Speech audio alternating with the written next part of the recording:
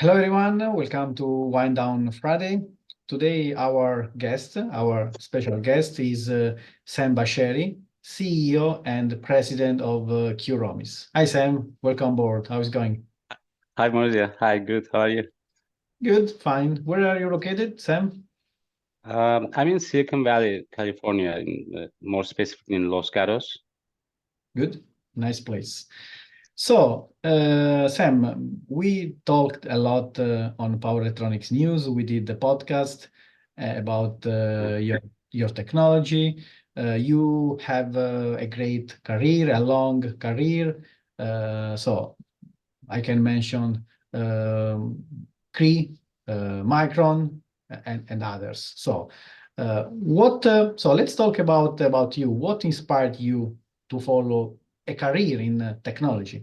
So, how has your journey evolved in these years where the technology is changing? Okay. Yeah, thanks. Great question, Maurizio. That's actually, to be honest, like when I was little, I always wanted to be a doctor, like completely different, direction. And there is a university entrance exam in Turkey. I grew up in Turkey, and it's a very difficult exam.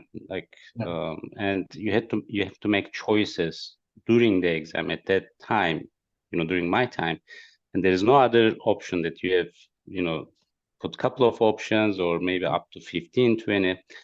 I put only 7 options and for selections, and top ones are for medical and such, and the last one was material science. And the reason was that we had a very close, the family friend that he lived in US, and he was telling me that time that materials is the future and future of the technology is the enabler and all that. So, and after that I studied a little bit, and anyway, so I ended up getting into material science, and after that, within a year in that department, I really loved it. The more that I was involved in material science, and plus I've been always fascinated with science, and even science fiction movies I used to watch all the time.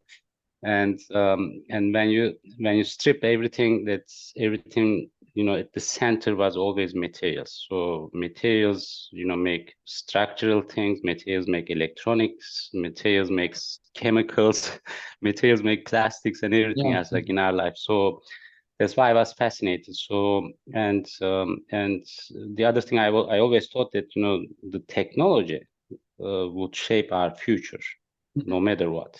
Which is happening now, and it always happened, and it will always happen. So with that, the technology piece, not only by being an engineer or such, but I've been always fascinated that, how we shape the world, how to make things better, better lives, better planet, and all that. So that's why, how I got affiliated with technology now, and I will always be. Good. So let's talk about I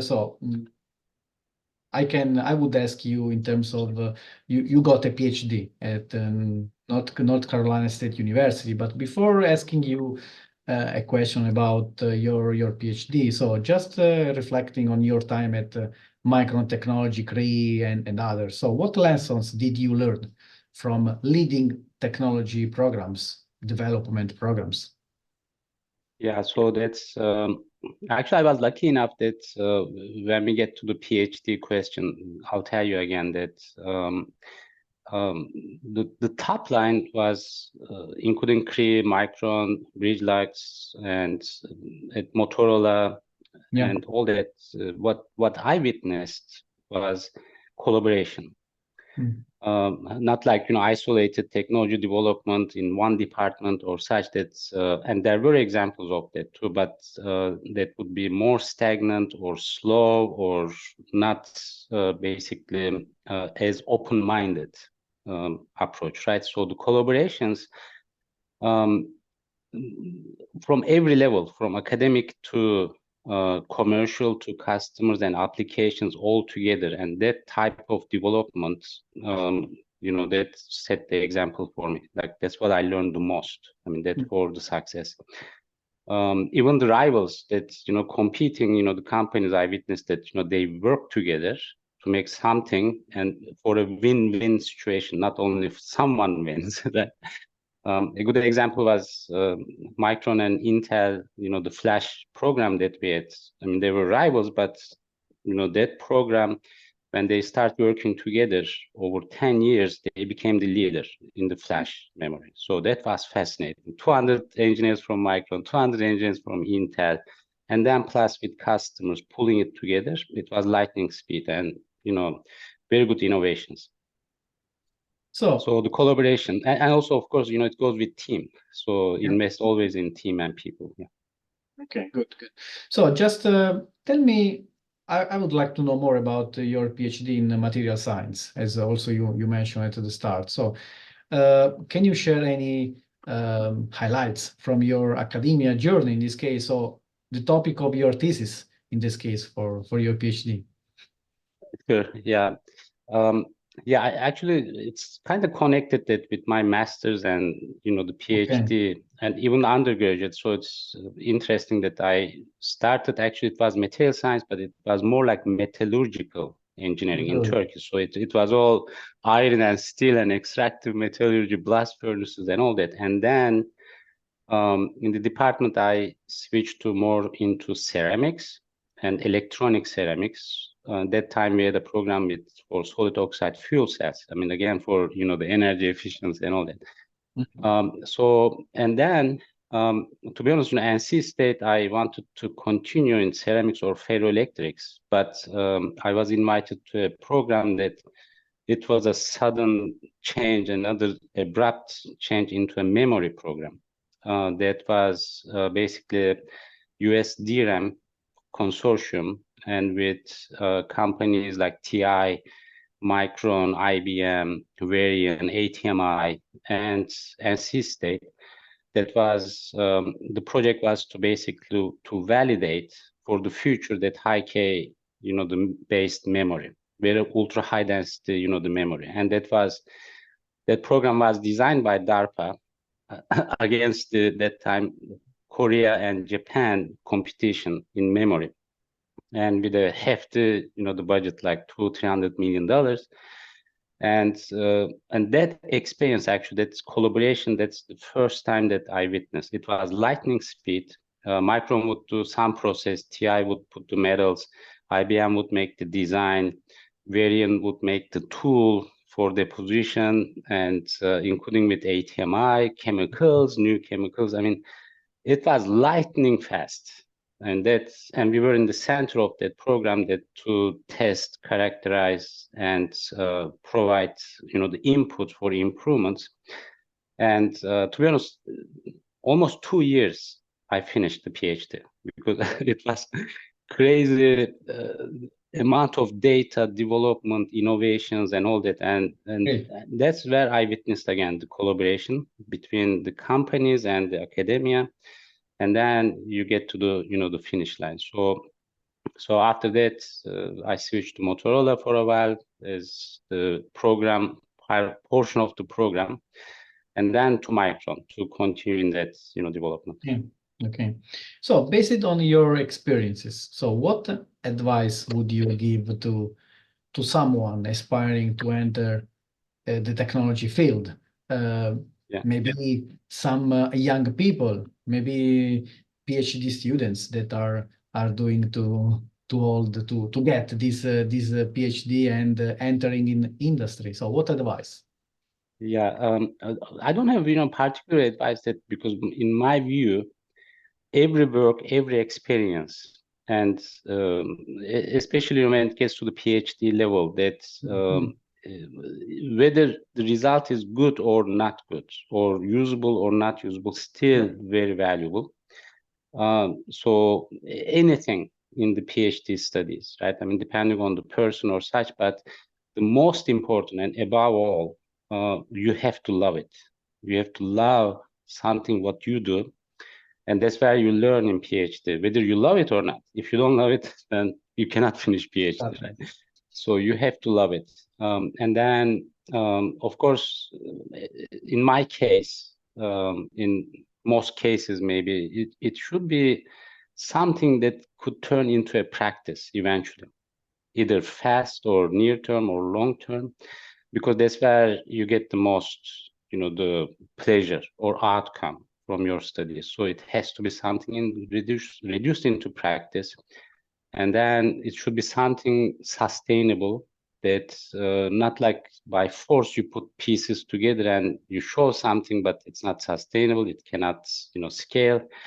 But the top line is always, you have to love what you do, right? And then maybe we can relate like in the next questions or such. But when I studied ceramics, like starting from making powders or sintering and such.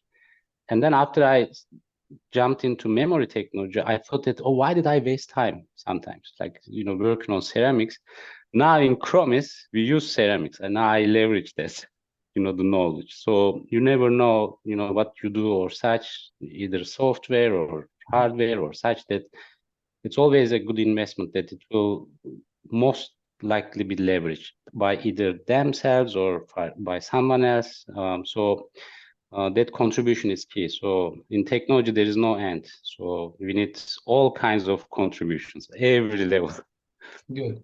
So let's talk about Qromis. Let's talk about GAN. So what challenges? So do you expect GAN to replace silicon, for example? What challenges must be overcome to further expand the use of GAN in commercial, industrial applications? So how is Qromis approaching these challenges? Also, what progress has been made? So for our listeners, we have written several articles and a podcast on powerelectronicsnews.com.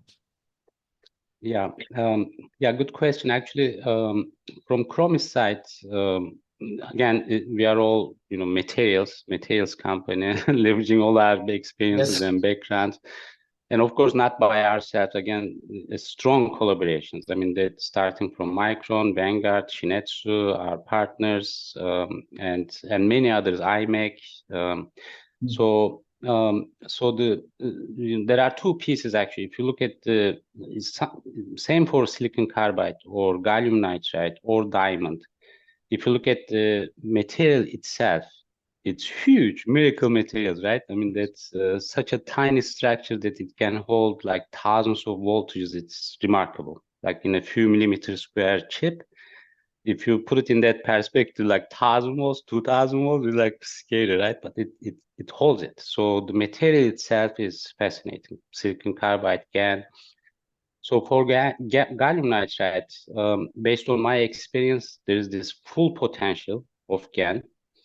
And there is, whatever that industry could realize as much as it could, to make something, working, right? For LED, for power, for RF. So in some cases, it became scalable, but especially on power side, what we realized that, you cannot, this is not still unlocking the potential, the full potential of GaN, because with GaN, you have to make lateral devices, you have to make low power, high power, scalable 300 millimeter in CMOS fabs, bring foundry economics, and no wafer breakage, no stress issues, and all that. So when you combine all this and versus where we are today, that's why we try to innovate or try to bridge this gap between these 2 points that to basically bring the full potential of GaN. So with the QST technology, I mean, that's one other thing that I learned also, like most others, like PhDs or, the engineers, that whatever that you build or you bring, if it's against the nature, it's always difficult. Yes, you can patch it, you can do some complex things around it, but inherent, the issues, it's always stays. So, and then you pay the penalty for not scale. So in the big picture, gallium nitride and silicon by itself together, they don't like each other. You cannot change that one. It's the nature. And So this is what we did. We worked around that silicon and then put other layers or materials by leveraging those, and they become now in the harmony, gallium nitride and the substrate. So that's what the QST brings. So with that, you don't have scale issues. You can grow thick AP, much cheaper AP. You don't need complex, other engineered layers. So this is what we are trying to bring. So which will basically open the path for GaN adoption, in our opinion. Step by step, of course, it will take time for the companies to adopt new technologies and new supply chain. But everything is designed in a way that the showcase was Vanguard, like we discussed before, and from ground zero level, that they had no experience about GaN. In 3-4 years, they became the first 8-inch GaN foundry, all of a sudden. Okay. And with 650 volt, which is not easy, of course. Everybody thinks that, oh, it's easy. It's not that easy. So that was a showcase. So from this moment on, the way I see it, yeah, there is QST, there is silicon, there's other substrate, even GaN on GaN. They all are critical, in my opinion, for the GaN. But it requires like a couple of things, in my opinion. The way I see it or my experience, industry should collaborate more. Like in other technologies that, like I told you, like Micron, Intel, Samsung, and all that, like they always collaborate, cross licenses and joint programs even, right? So that should happen a little bit more in power and more systematic work, by the big companies, because we cannot do all, on the Qromis side. And then speed. The speed is key. I think eventually that power needs to take a little bit more speed, because for GaN and silicon carbide combined, there has to be thousands of different products, thousands. Right now it's maybe a few hundred, right? So thousands. Then you apply to all different applications and leverage your business from application to application. So I think that's where it is, but it's coming. So over the next couple of years, I expect that the GaN growth is gonna take a little bit more steep curve. So. Looking forward to it. Good. So yes, we okay. almost in conclusion, but I have the last one question, maybe the big one. So the next weekend is coming. So outside to the technology world, what are some of your interests, hobbies? So what's the next plan for the weekend, maybe with a wine drink? Oh, sure, yeah. So, I mean, for me, always top of the line is I like sports. I'm a big fan of Fenerbahce, Turkish team. So we get together with our friends and watch the sports or play table tennis and all that, like activities. But it's mostly weekends are friends and families get together always, especially Saturdays or Sunday, branches. So we get together and also especially in this area there's lots of tech people, of course, in Silicon Valley. So it's not only about job or work, but trends, technology, and all that life. So I mean, it's that's what I enjoy, like being with friends and families and get together, cook, and then take trips to the beach. So Good. that's what pretty much we do. Good.